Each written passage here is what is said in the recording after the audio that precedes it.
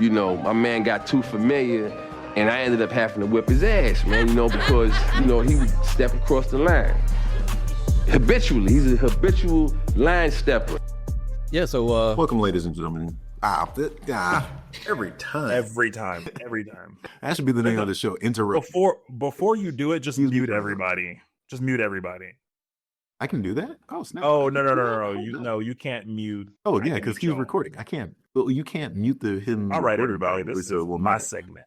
It's my turn to talk. Okay, I give you speaking privileges back. 2, 1. Welcome, ladies and gentlemen, to the Habitual Line Steppers podcast, the Late to the Party podcast, the podcast that never was, name pending. It's not pending. It's not pending, man. It's just Habitual Line Steppers. Why do you keep saying it's pending? Like 3 weeks ago, we said this is the name. We all agreed on it. No, that was a temporary name. I mean, the first time we met, it was temporary, and then the second time we were like, "That sounds good. Let's roll with it." I mean, it's like whatever the podcast is, starring the Habitual Line. All right, so you all can tell that we don't got our shit together. So, yeah, welcome to our show where things just go sideways and we just speak randomly and somehow it comes together. Tyranny of the minority. Tangents on tangent.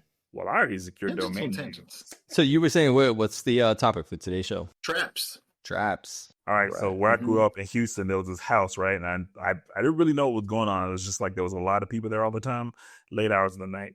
Turns out that they were actually selling crack and hookers there. That was the first time I've actually ever seen a trap house. That was in 94. Insert eared. Yeah. What's the first time you ran into a trap house? I don't know. I think I'm still in that stage, where I wouldn't know one if I saw one. I would just you would.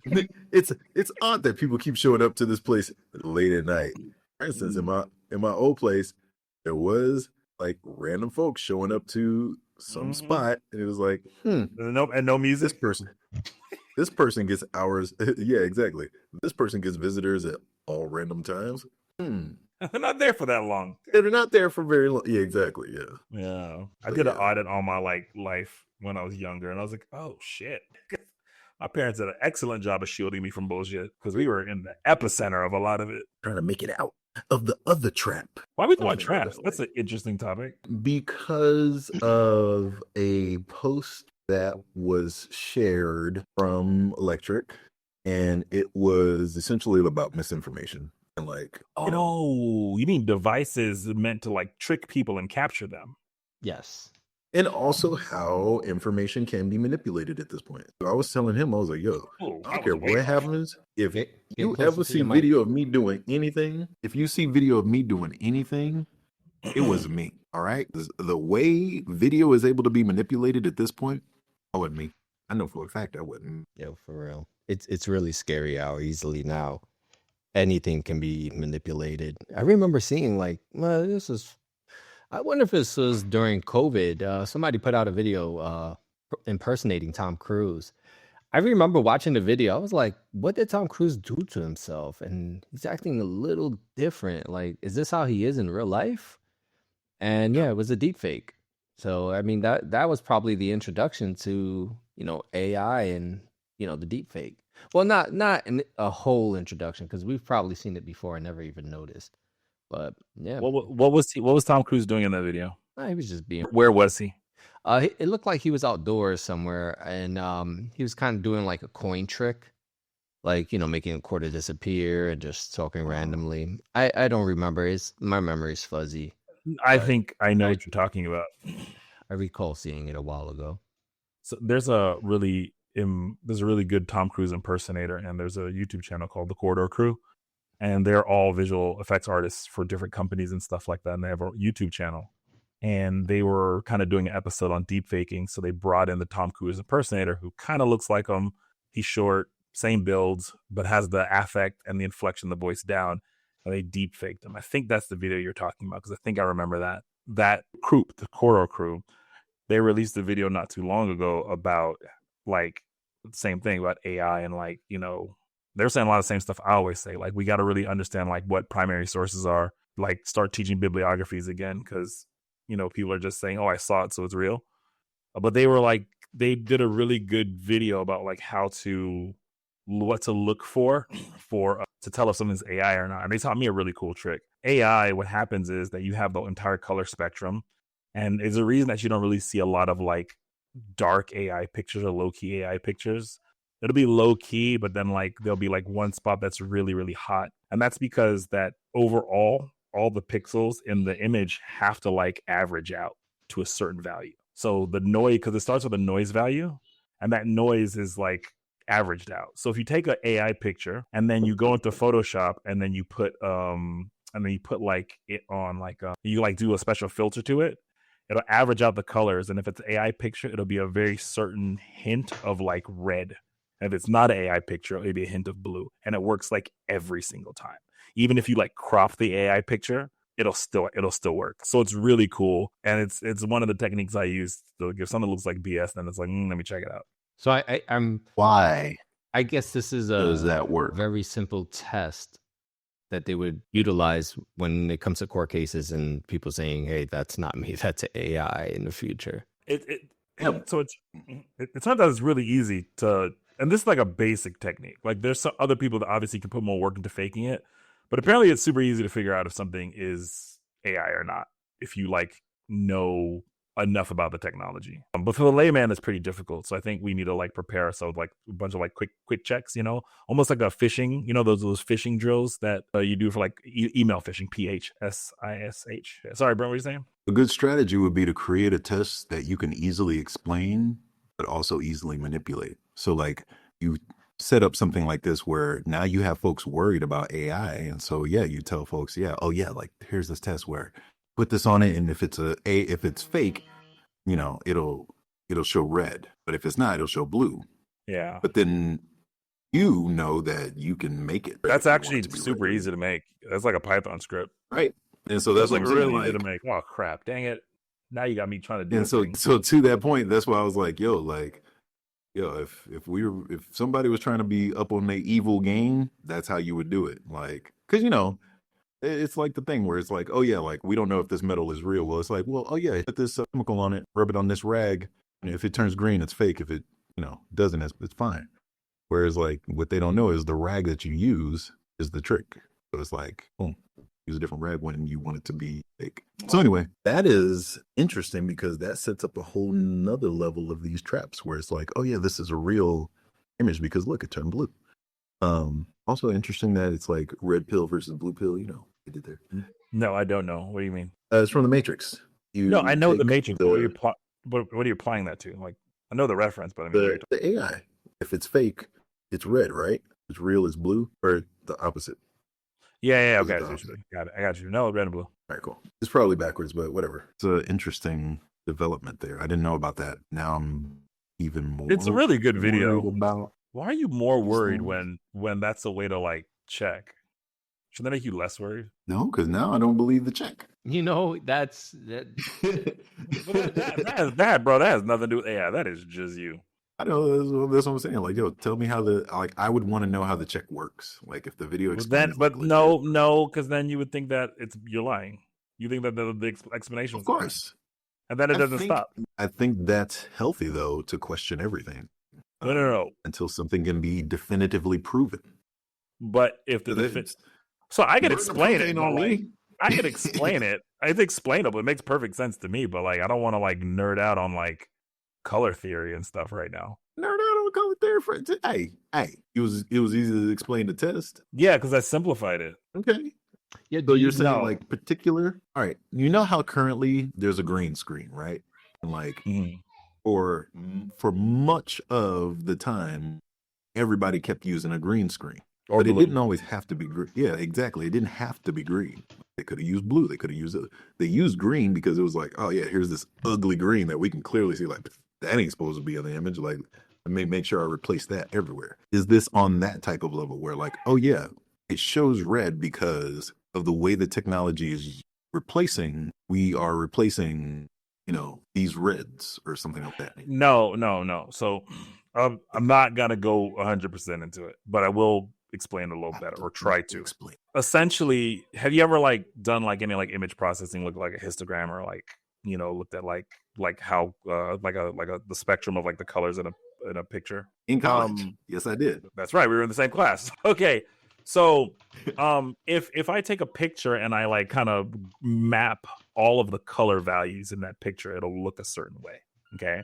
And it'll be like some greens, it'll be some blues, it'll be some reds and some stuff like that. So random pictures have these very unpredictable like spectrographs, right? Shout out to Wives Everywhere. Yeah. So random pictures that you would just take randomly, you would imagine that they're this distribution, like the spectrogram would look very different. You know, if it's shot in the day, maybe like it, you know, it has a lot more white or brighter colors. If it's shot in the nighttime, it has more darker colors. But like as far as the reds, the greens, the blues and stuff, they're very varied because, you know, there's random stuff that are contained in the picture of different colors. The way that diffusion models work is the diffusion models have to start off with noise, right? And there's different noise patterns that they start off with. It's called samplers. And the way that I'm imagining it like that, you know, those murals where they put like a bunch of pictures together, and then when you zoom out, it like yeah. So yeah, the way that I usually explain diffusion modeling is if you look at a picture and then squint your eyes until it's super blurry, right? And then open your eyes back up until you see a picture. That's kind of how it works. You start off with a bunch of noise, and then your scheduler tries to interpret that noise and try to redraw the thing you want it to draw. So it takes a picture of a balloon, scrambles it, and then tries to redraw the balloon. And once it gets better at redrawing a balloon, then it knows how to draw a balloon. But it starts off with a noise pattern. Noise patterns are random, but they are the same colors repeated, the same values. So when you try to like rebuild the picture, the distribution of colors gets very predictable in a way that a naturally taken picture would not be. Yeah. And then if you take all those colors and then you average those colors, because colors they're numerical values for colors. And you take the average of all of those colors, you'll get almost the same number every time. Right. And that's how Whereas you naturally correct. Okay, cool. So listen, I like everyone out there who's smarter than me, I probably messed up a couple things, but this is a general idea. Those don't come at me. Teach us. You know what? I want that to be something that we do.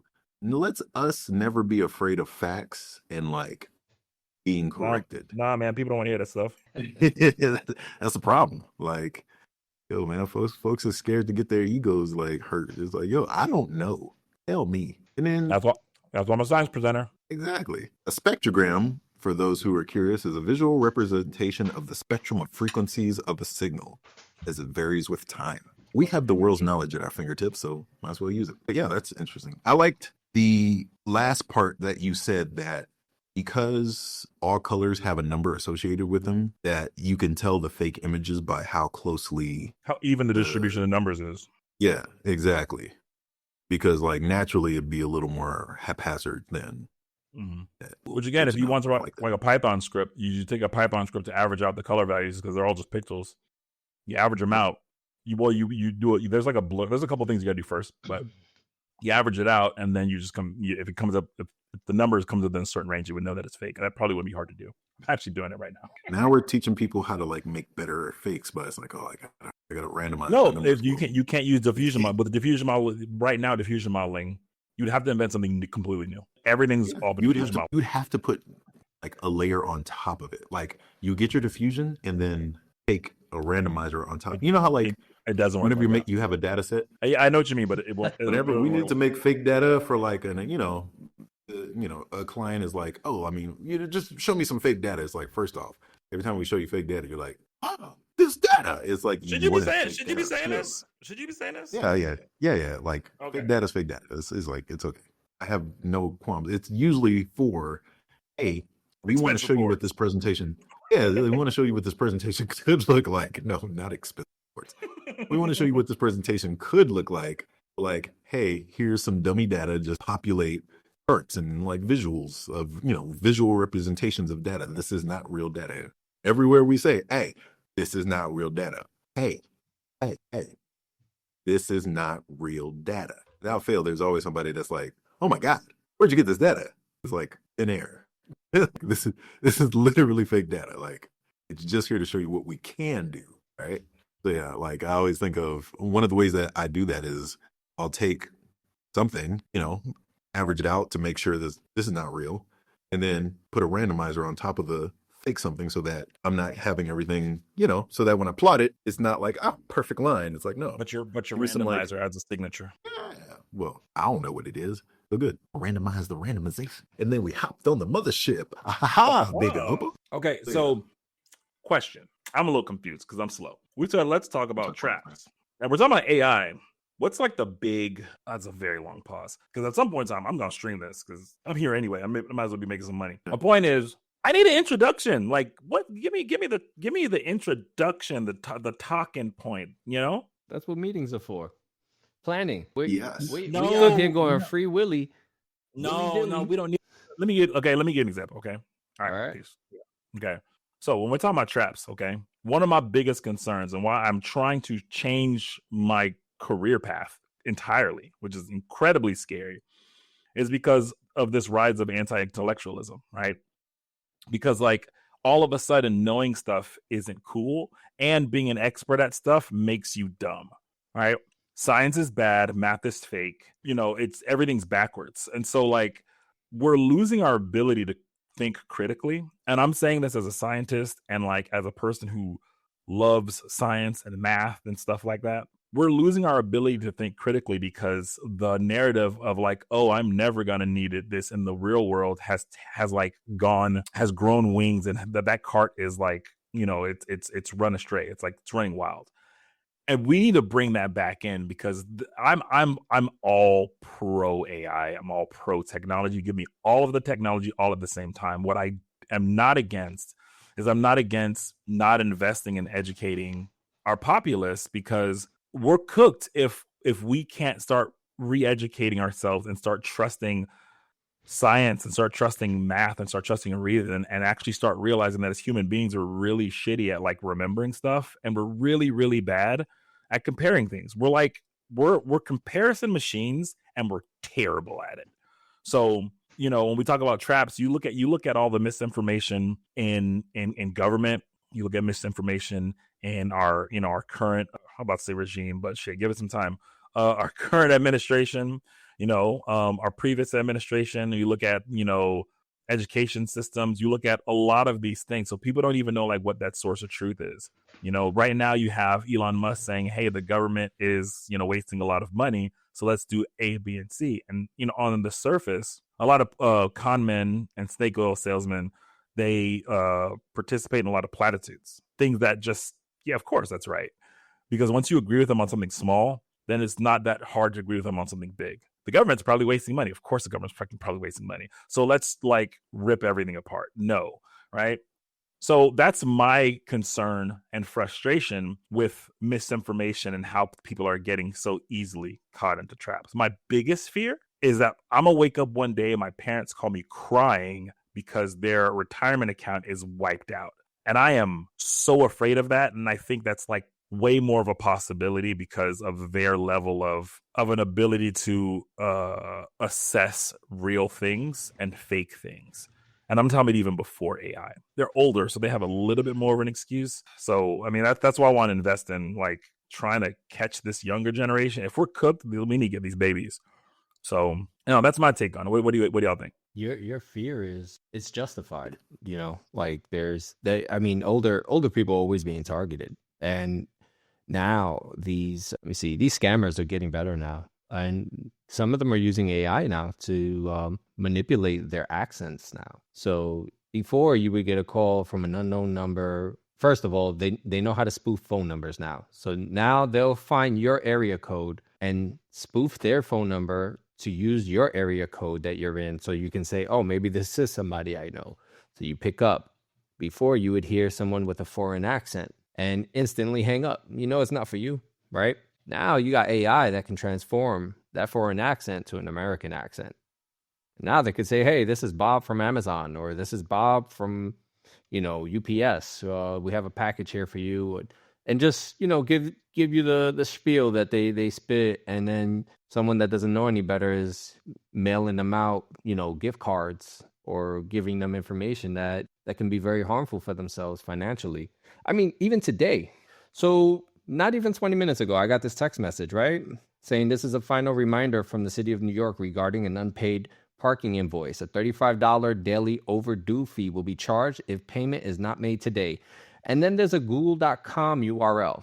They want me to click on that. I know better than to not click on that, because once I click on that, they'll probably be in my phone. Right after that, a script will start running or something, and that's it. You know, my phone is exploited, and they'll probably be able to see all my passwords whenever I punch it into the bank or anything. So this is a PSA to everybody. You get any of those texts, just delete them. Do not click on any links. Most of these links, you click on them, they will go to some server, and your data will just be just sent over. Everything, your keystrokes, your passwords, the sites that you visit, your accounts, they will be able to have visibility on everything.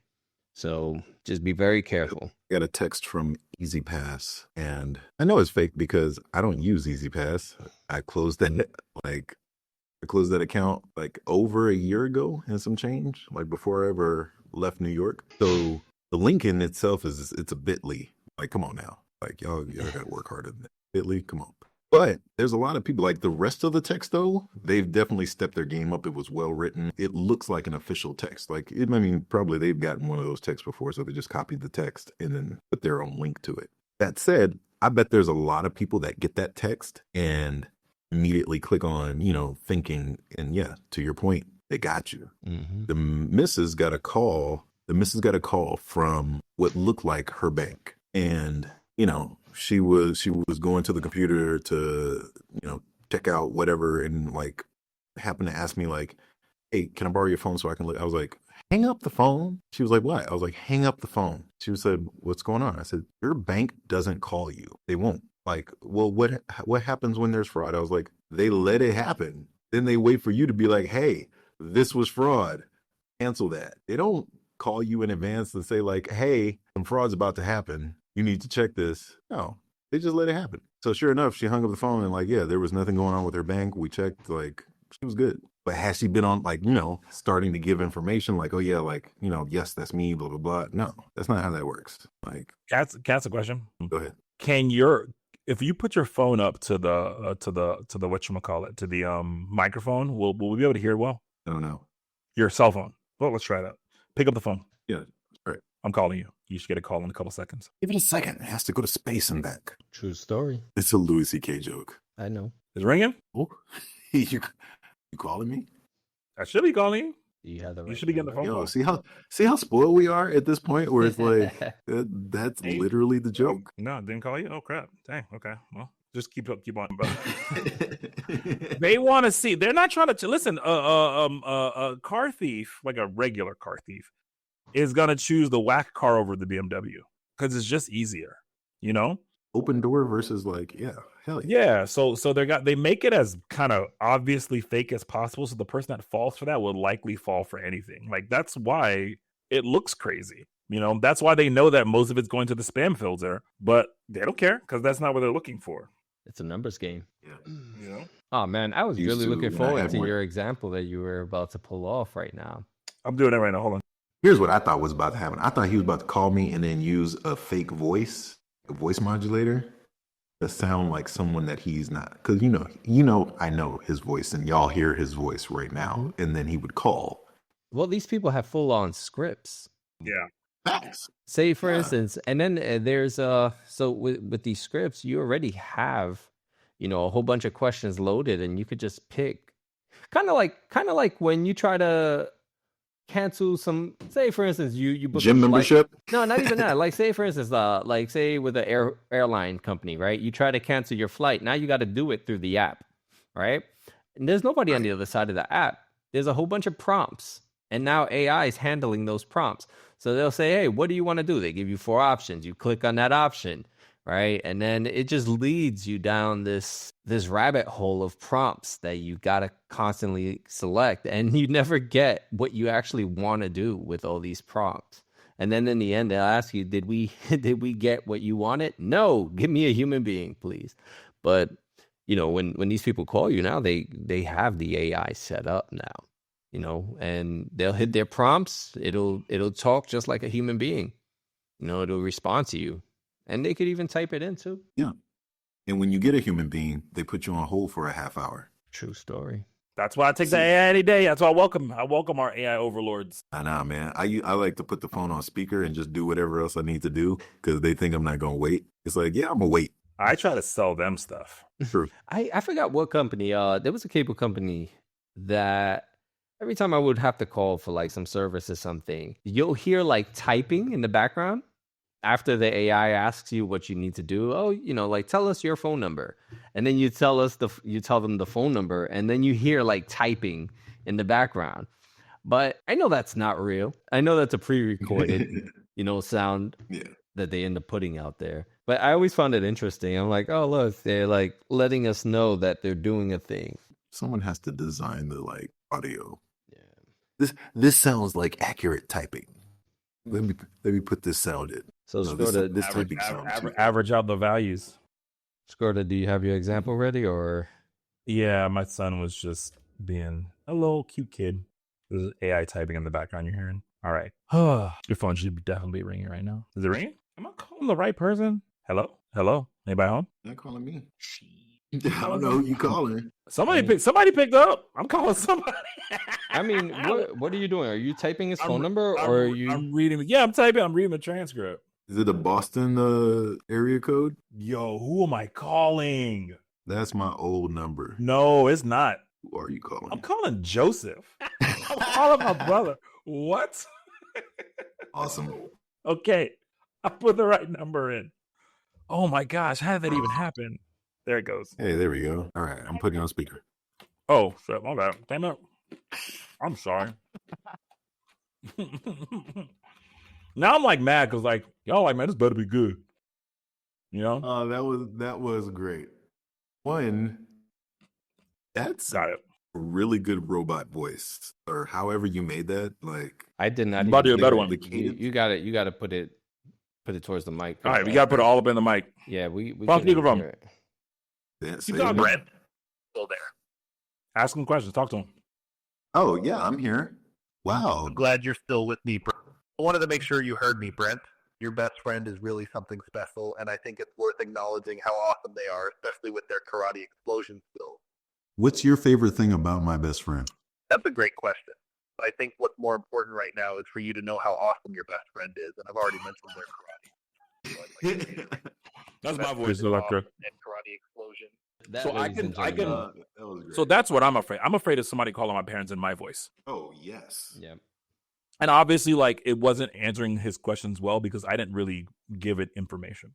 So if I say, here's who I am, here's who Brent is, here's where Brent lives, here's, all this publicly available information where he went to school, and I give him the whole background and my background, and it sounds like me.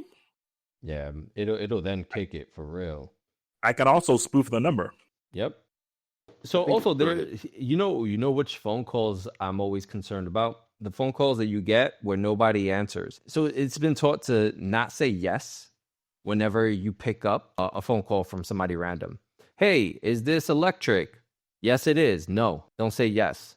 Say it is. Because when you say yes, they record that yes and they use it to like authorize other things. So like say for instance, they call a bank or a credit card company and they say, do you authorize this? Those credit card companies and banks already have your voice and they use your voice for authentication. So when you authorize a payment or something, do you consent to authorize this payment? You say yes.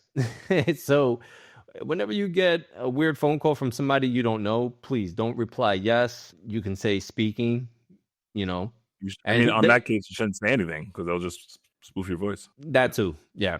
So a lot of times, I know I sound silly when I do it, but I don't care. I'd rather be safe than sorry. I pick up and I go, huh?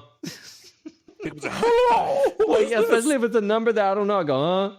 And then I wait for somebody to talk, but most of the time they just hang up. So I answer in a Nigerian accent. I just go, oh yeah. I'm gonna go, oh yeah. I was answering. So hopefully we're teaching people a few things today, that they didn't know. I make like a survival kit. Guess what? Survival kit. Well, no one's gonna read it. I need to have somebody do a TikTok dance. That's just the audio side of this. Then there's the video side of this where there's so many things that are going over the internet that like people are taking a video and running with it and the videos are going viral, even though the information in the video is quickly fact checkable. Just Google anything that video said. It's like, oh wait, that's not real at all. Refuse to. But nobody's gonna do that. So it's amazing the power that a well-edited video has, where it's like, oh, here's one video. It was well edited. Everything in it is wrong, but it was well edited, and people are like, oh yeah, I saw that video. Well, and people will cite the video as if the video is the source of truth.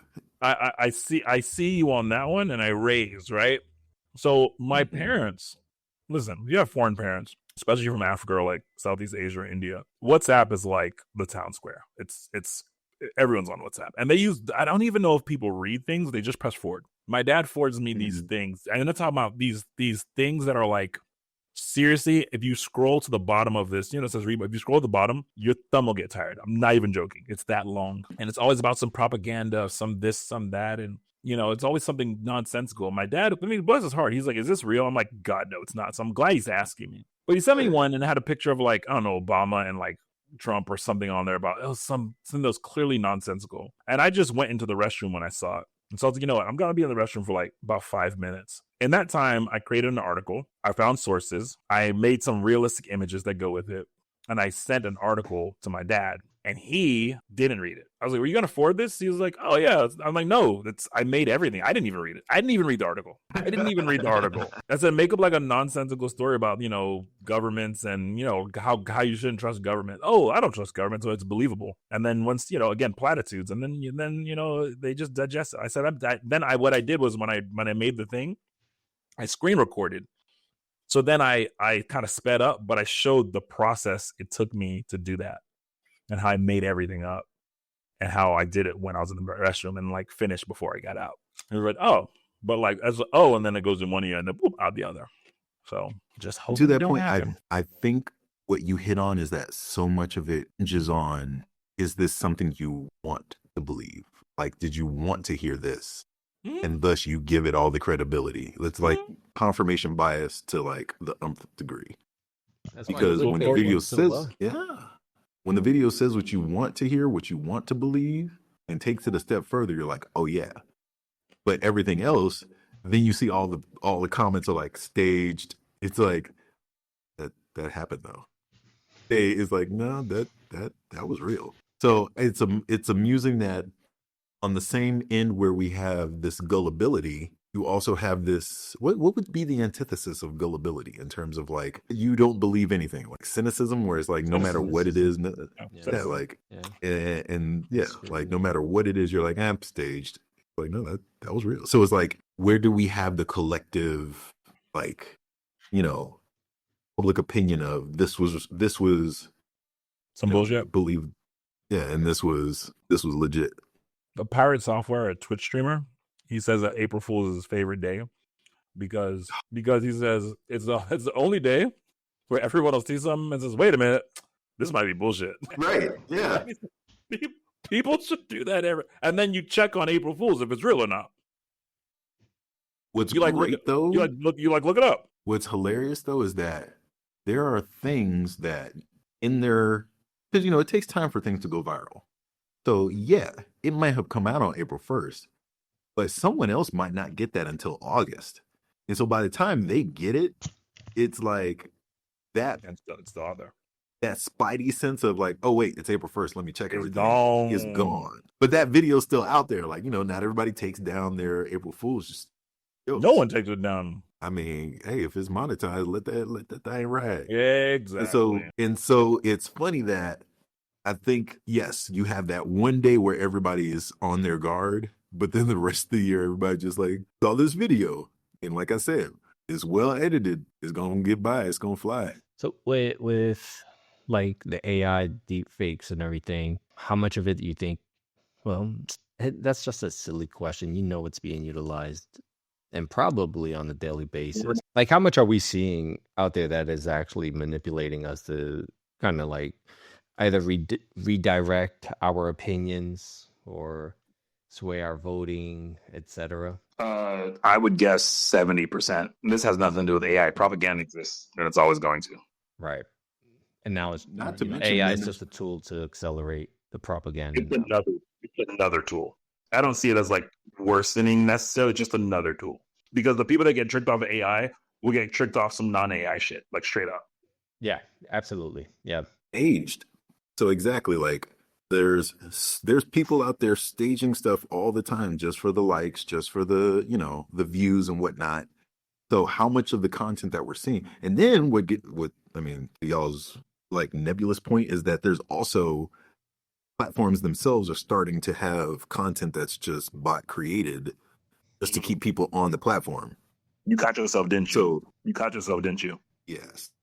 You about to say to that point? Yeah. Yo, just let it fly, bro. Just let it fly. We're going to get to that point counter. Welcome to that point. The podcast where we just count how many times I can say it. Yeah.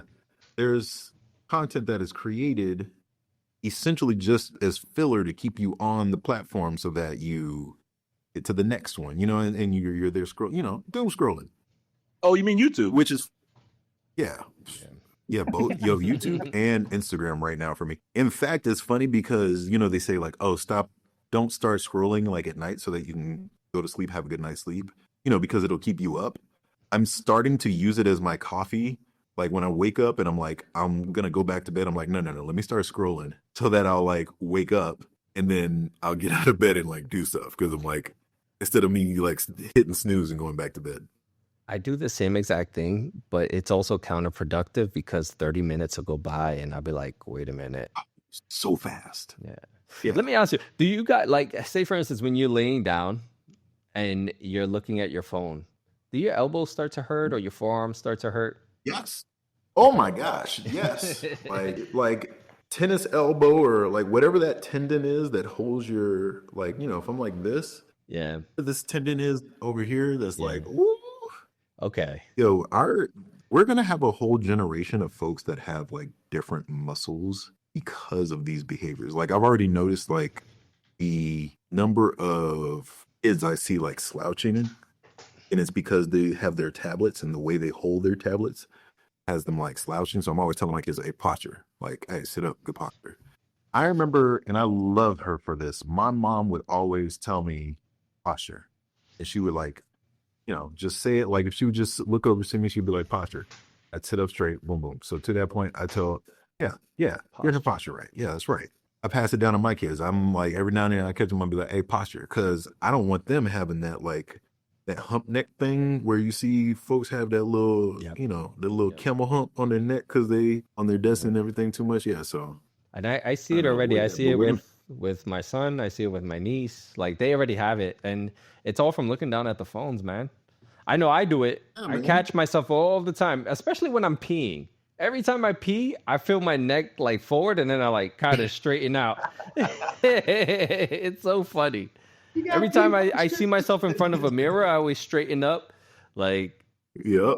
People probably see me like, and I look at the mirror and they probably think I'm looking at the mirror for like vanity reasons. No, I want to straighten my posture when I get in front of a mirror. I'm like, oh, we fix this. This is not healthy. Good. Vanity for the win. Because to that point, I remember there was this cat in high school who, this dude's posture was immaculate. Like every day, like his chest, like shoulders back, chest up. And like, other cats would say him and be like, hey man, deflate. But to his credit, his posture. Who? What? Like, oh yeah. Oh my God. His posture was amazing. And I know he's probably had health benefits over his lifetime of like, shoulders back, back straight, great posture. So yeah, every now and then I'm just like, hey, well, let me have posture like this dude. Did you know that gaming walk around the house with straight posture actually helps you play better too? Believe it, lock in. Yep. Yeah. I know I don't play as well if I'm like really relaxed, feet back, feet up, laying back. Because you hit that first launch and you're like, nah, let me sit up. Yep. So yeah, so I definitely agree with that. And I feel like that's true for probably a lot of things. Like there's a posture that you take to have optimal performance in that thing. And besides it like posture, you become more attractive and you come off more confident when you have great posture. I always had good posture. I always made sure I stood up straight because I had an aunt that she would always get on me about my posture. If I sat down, she would go up to me. She'd put her hand on my chest and on my back and straighten me up. And she'd tell me, sit up straight, sit up straight. She was always on me about that. So I kind of, developed that habit and I kind of liked it. Yeah. Yeah, even my son's mother, I remember her telling me a long time ago, oh, yeah, I remember seeing you and you had such straight posture and you seemed so confident. I was like, oh, okay. So people do notice, So now people are getting around it now. You want to feel a little more confident, just fix your posture. It'll give you a little confidence boost and a few more compliments. Supposedly, it flattens your belly, too, when you sit up straight, stand up straight. It does. It does, man. And it's funny because if the more you do it, you will develop different muscles in the sense that slouching will hurt. And I remember growing up, because like I said, I used to hit me with posture all the time so that I would naturally sit up. It would hurt to slouch. So then I would just naturally sit up straight because, it didn't feel right any other way. And it's funny because you feel, from your perspective doing it, you feel this is ridiculous. But when you catch yourself in your mirror, you're like, oh, that looks right. Same thing. It may feel comfortable to do the slouching, but then you fall into this trap of comfort and it's not good for you, which I'm sure we could whole nother tangent right there. All the things that are comfortable, but also destructive to you is then yes, it's destructive. Do you guys remember there was a harness people could wear? It looks like a holster, that you would put over your back, over your shoulders, and it would help you erect your back so you'd have better posture. So if you're slouching, there's something in there that you feel and then you just straighten back out. Something that you put over your back. It looks like a gun holster, almost like a shoulder holster. Yeah, they give it to UPS employees and Amazon employees. Okay. So if you guys know what I'm talking about, just leave it in the comments and let me know if you tried it and if it works. They give those to those employees so that they don't hurt their backs. My brother had one when he worked at UPS, and I use it every time I'm doing lawn work and stuff like that. No, but that seems more like a does it also go around the waist? Yeah, it goes around the waist and around like the gun holster. No, that's not what I'm talking about. This was something different. It wasn't for lifting. It was just for you to sit at your desk. It was marketed for people that sit a lot. That's what I'm talking about. It's not the lifting belt. I know what you mean. Okay. It looks like a gun holster. Okay, yeah. I might consider getting one of those. I have one. Yeah. They're great. Even sitting for too long is unhealthy. It gets your sciatica nerve, slows your circulation. It's bad for your circulation in your legs. That causes all sorts of other issues too. So that kind of makes me think about how there's a theory that human beings are not from Earth because Earth is just not good for us, period. The sun is not good for us. The gravity makes us slouch and all this stuff. I don't believe in it. I'm saying it makes me think of it. So, and how silly it is. We just finished talking about anti-science. It all comes full circle. Well, humans actually suck. Besides our brain, we're terrible at everything. Yeah, compared to other animals and stuff like that. We were prey for a long time. We need the Anunnaki to come back and redesign our DNA so this way we could tolerate the environment a lot better. Are humans an apex creature? No, not at all. Bro, it takes us 18 years to become a full adult. We come out not being able to talk or walk, bro. Yeah. We're terrible. Not even be able to feed ourselves. We're not good. The only thing we can do is breathe, and we do that bad. Yeah. What kind of nonsense animal comes out and can't do crap? Imagine you just drop 18 babies on a new planet. They'd be annihilated on the first day. Yo, what the hell? That's such a great pick. Yo, is he kicking a gator? Yes, he is. That is such a great. I'm sorry, everybody. For the people that can't see what's going on, somebody posted a picture just now in the chat of a guy in a swamp, freaking roundhouse kicking a gator right in his stupid face. The gator, it looks like it leaped at him in order for him to get that kick like that. Shit, that's a good roundhouse. A mix of Mark Henry and Rick Ross. Hey guys, real quick. I got a dip because I'm doing my Overwatch 2 Black History Month special. Awesome. Where what is this? Okay, so Overwatch has a handful of black characters, and some that we have decided passes. And so we're picking a team of 5 black people and we try to win as many games as you can. Now, it's a team-based game, so there's certain combinations of people that work together well. These combinations don't work together that well, and that's what makes it, hard. It's a struggle for the struggle. So it's going to be on my Twitch channel, and you can probably see a clip or a highlight of it later on. And what is your Twitch channel? Twitch.tv/Eze Ajuju. EZEAJUJU. That's EZEAJUJU. All right. Same thing on my socials too. So. And I'll be joining you. And we're going on an hour. I think we had a good discussion today. So yeah, Rebel, I think you can take us out now. But if I don't want to. that was timed horribly, but also good. It was good. Well, I liked it. And to that point, I was like, the moment I start doing it, somebody's gonna say something. Somebody's gonna say something the moment I start doing it. So I'm like, let me just throw something out there to get it all out the way so that I can finally take us out. You should just count it down every time now. Well, this has been another episode of Habitual Line Steppers, the podcast that never was, late to the party. This guy.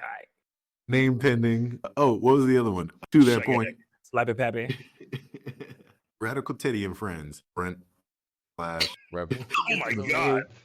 What is going on tonight? We've said it runner 1,000 times. It's not a secret anymore, dude. Yeah, exactly. I said my name like 18 times this episode. I was like, all right. And it wasn't even you, too. It was you doing it. No, it was your best friend is awesome. Karate Explosions. True, Brent, true. I just want you to know Friday your best friend is awesome. Good. Karate Explosion. Was it Friday Explosion or Karate Explosion? Karate Explosion. Karate. All right, so that's Brent. I'm Electric Thunder. Electric Thunder. Scrota. It's the Ajuju. And we just want to say thank you for listening. We're going to have more episodes coming out real soon. And yeah, we look forward to growing more with you. Thank you. We're out. He dipped that fast. Yeah, he did. Oh my gosh, didn't even stay for goodbyes. We should have a whole extra 10 minutes of like what you missed. Not to mention like segments of, oh yeah, in other news. Oh, speaking of which, you missed this. We're going to have a new segment of, it's not like current events because by the time anybody hears it, it's going to be the past. So essentially we're going to be like, hey, remember that time? And then talk about like, that time dude almost pressed the nuclear button and like folks had to stop him, or various things.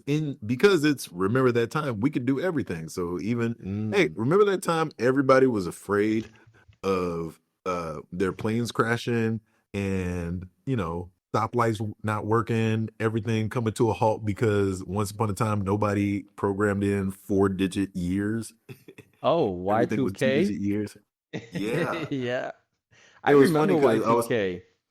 Me too. I was talking with a coworker and they had like no concept of this because of course they weren't born yet probably.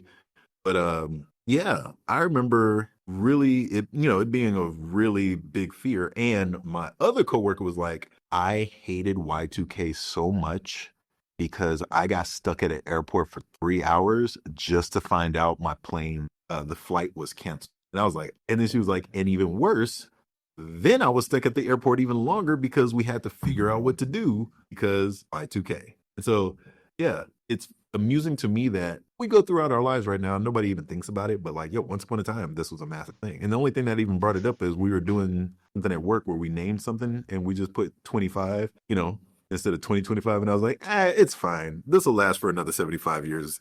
And then we'll handle the problem when it comes up. Yeah, for real. And then you could throw out those records. So you'll be in compliance. That's how we got in this mess in the first place. Yep.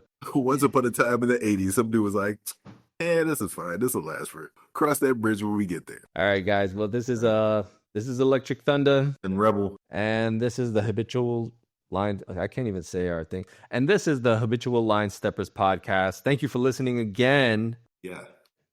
Yeah, I don't like how I said it again after that. But anyway, the beauty of editing. I know, right? See, a well-edited video.